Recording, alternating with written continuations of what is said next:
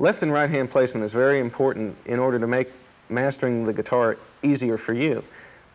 Keep in mind you want to keep all your joints and all your muscles very loose when you're playing. In your left hand, the only thing you'll want to have tight is going to be your fingers, all right? On your right hand, the only thing that's going to be tight is going to be your thumb and index finger. Everything else should be fairly loose. So let's go ahead and look at the left hand. Let's look at the left hand placement. What I like to do is your left hand has to be very loose, okay?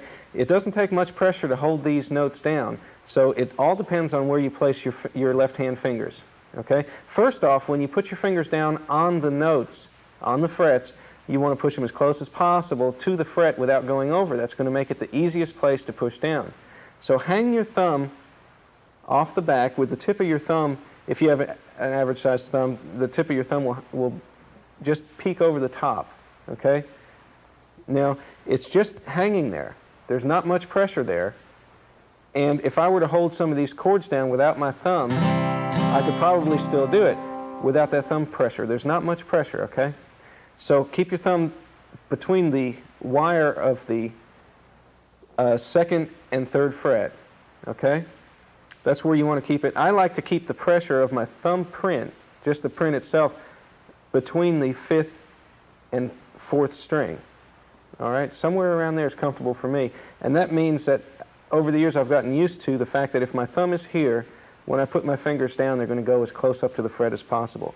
Also, try to keep plenty of air underneath the neck where your palm is going to be. You don't want to grip it like a baseball bat. It's very important. Once you do that, you've locked your hand down, and it's going to be very difficult to slide up and down the neck.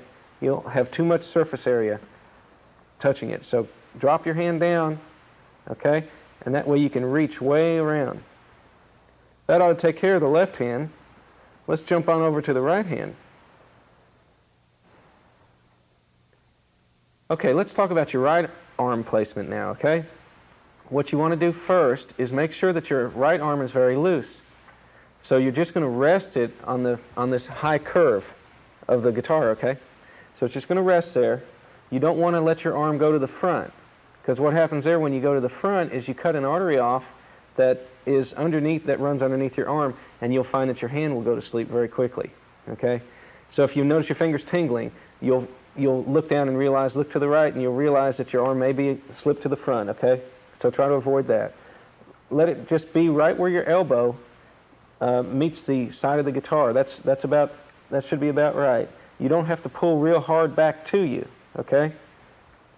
All right, then if you have your arm placed that way, you'll end up with your swing being right on the edge of the sound hole.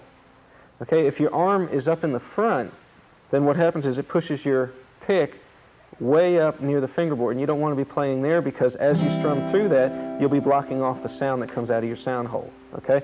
So have your arm right on the edge, elbow free, okay?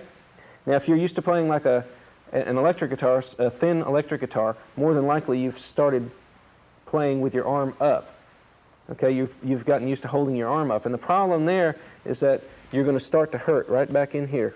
Okay, if you feel yourself hurting back here, that means that you've been holding your arm up. All right? I guess that ought to take care of that. Let's just deal with how to hold the pick correctly.